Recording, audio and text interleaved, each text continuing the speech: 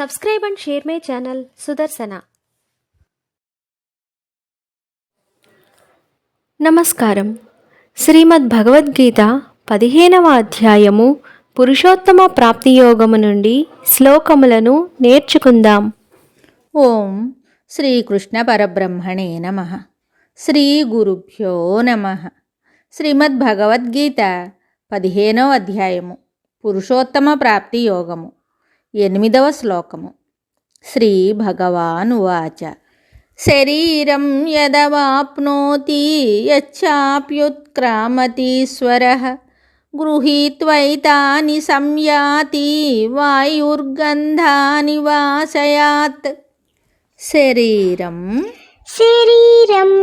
యదవాప్నోతి యచ్చాప్యుత్క్రామ తీశ్వరః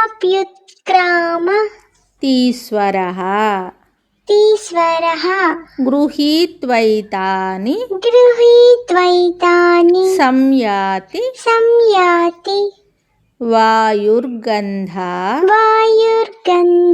నివాసయాత్.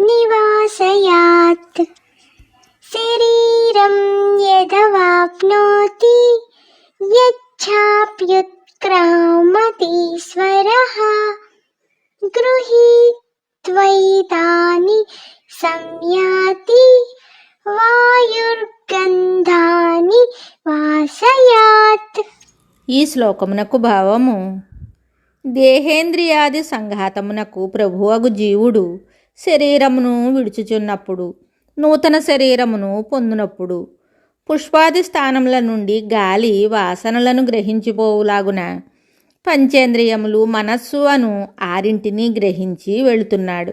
జీవుడు ఈ శరీరమును విడుచున్నప్పుడు, నూతన శరీరమును గ్రహించినప్పుడు అను వాక్యము ద్వారా జీవుడు శరీరము కాదనియు, శరీరము కంటే వేరనియు, వస్త్రము వలె శరీరమును ధరించుచు విడుచుచు ఉండుననియు స్పష్టమవుతున్నది.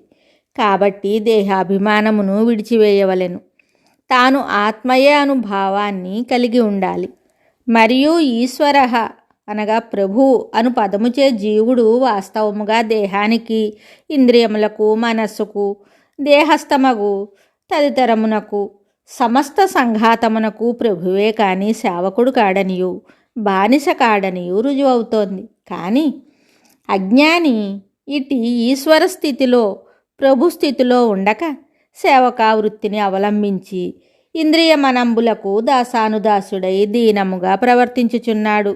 అవి చెప్పినట్లు ఆడుతున్నాడు. భగవానుడు తెలిపిన ఈశ్వరత్వం ఎక్కడా? ఈ క్షుద్ర పరాధీనత్వం ఎక్కడా? కావున ఈ ఈశ్వర పదమును గుర్తునందుంచుకొని దేహేంద్రియాదులకు లోబడక ఉండవలెను. మరియు తాను వాస్తవముగా జీవుడు కాడు, సాక్షాత్తు ఈశ్వరుడే అనుభావమును కలిగి ఉండవలెను. గృహీత్వైతాని సంయాతి. జీవుడు శరీరాన్ని విడిచి వెళ్తున్నప్పుడు, తిరిగి శరీరాన్ని గ్రహిస్తున్నప్పుడు ఇంద్రియ మనస్సులను వెంట తీసుకొని వెళుతున్నాడని చెప్పబడింది. జీవుడు తన జీవితకాలమంతను అనేక ప్రాపంచిక పదార్థములను సేకరించుటలోనూ అనుభవించుటలోనూ కాలాన్ని గడిపివేస్తాడు. కానీ చివరకు వానిలో ఒక్క వస్తువును కూడా తన వెంట మరణానంతరము తీసుకొని వెళ్ళుటకు హక్కు లేదని భగవానుడిక్కడ స్పష్టంగా చెప్పారు. అయితే తన వెంట ఈ ఆరింటిని మాత్రము తీసుకొని వెళ్ళవచ్చును. అవి ఏ పంచేంద్రియములు, మనస్సు. కావున ఈ 6 వస్తువులను శుద్ధముగా, పవిత్రముగా, దైవ సంస్కారయుతముగా చేసుకొనవలెను. అట్లు కావించుటకై జీవితంలో ఎంతయో పారమార్థిక ప్రయత్నము చేయవలసి ఉన్నది. ఎలా అనగా అవి మాత్రమే జీవునకు వెంట వచ్చి నూతన జన్మను ఏర్పరచును. ఇంద్రియ మనంబులు శుద్ధముగానున్నచో శుద్ధ జన్మ, మలినముగా ఉన్నచో క్రిమికీటకాది క్షుద్ర జన్మ వచ్చును. కాబట్టి భావికాల స్థితి, భావి జన్మ మన చేతిలోనున్నవి. ఇప్పుడే ఆ ఇంద్రియ మనంబులను ఆధ్యాత్మిక చింతనచే పవిత్రీభూతములుగా చేసుకొని పతనము నుండి తప్పించుకొనవలెను. ఆ ఇంద్రియ మనంబులను 6 పదార్థములే మరణానంతరము జీవునకు దారిబత్యము. అవి తప్ప ఇతర మగు ఒక్క తృణము కూడా వెంటరాదు. అంత్యకాలమున ఎవరిని పిలిచినను ఎవరునూ అక్కరకు రారు. భార్య, బంధు, పుత్ర గృహారాధన, పశుక్షేత్రాదులేవి కూడా అప్పుడు జీవునకు సహాయం చేయజాలవు, వెంట కూడా రాజాలవు. రాదలచినను వచ్చుటకు హక్కు లేదు. శుద్ధమునర్పబడిన దైవకముగా చేయబడిన మనస్సు ఇంద్రియములే అప్పుడు జీవునకు సహాయం చేయగలవు. వానికి మాత్రమే అతని వెంట వెళ్ళుటకు సహాయము చేయుటకు అనుమతి కలదు. అవి ఏ వానిని సంరక్షించుటకు రక్షకులవలే వెంట వచ్చును. కాబట్టి జీవితకాలమంతయు మనుజుడు జాగరూకుడై ఆ ఇంద్రియ మనంబులను ప్రయత్నపూర్వకముగా శుద్ధము చేసుకొనవలెను. మన భవిష్యత్తును మనమే ఇప్పుడే నిర్మించుకొనవలెను. నీచ జన్మ గాని శుద్ధ జన్మ గాని జన్మరాహిత్యము కాని అన్నీయు మన చేతులలోనే ఉన్నవి. కావున మూడవదియగు జన్మరాహిత్యము కొరకే విజ్ఞుడు పాటుపడుచు తదనుగుణ్యమగు పవిత్ర వాతావరణమునే సృష్టించుకొనవలయును. శ్రీకృష్ణమూర్తి తాను చెప్పదలిచిన విషయాన్ని బాగుగా అర్థమవటానికి గాను ఇక్కడ ఒక చక్కని ఉపమానాన్ని చెప్పారు. సుగంధాన్ని కానీ దుర్గంధాన్ని కానీ వాయువు ఆయా వస్తువుల నుండి గ్రహించి వేరొక స్థానానికి తీసుకుని వెళుతూ ఉంటుంది. దానికి సంబంధించిన సూక్ష్మతరములగు అణువులను సంగ్రహించుకొని అది వెళుతుంది. ఎంతో దూరాన గల పుష్పధూపాదుల నుండి సుగంధాన్ని, కుళ్ళిన వస్తువుల నుండి అమేధ్యము నుండి దుర్గంధాన్ని మనుజునకు అనుభూతమవుటకు కారణము ఇదే అయి ఉన్నది.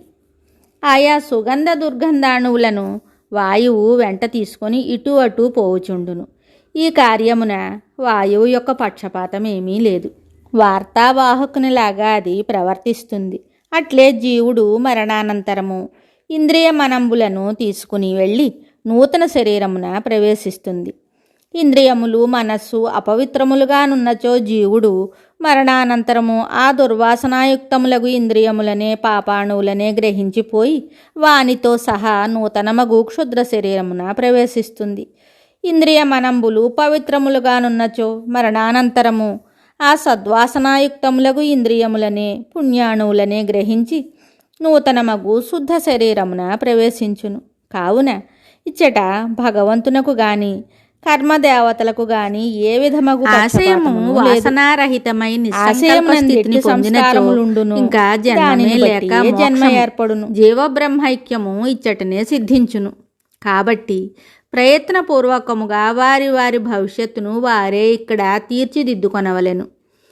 జీవితమందలి ప్రతి నిమిషమును ఆ ఇంద్రియమనంబులను శుద్ధమునర్చుటయందు నిగ్రహించుటయందు వినియోగించినచో అవి ఏ జీవుని సద్గతికి తీసుకొని పోవును, జన్మరాహిత్యమును కూడా కలిగించును.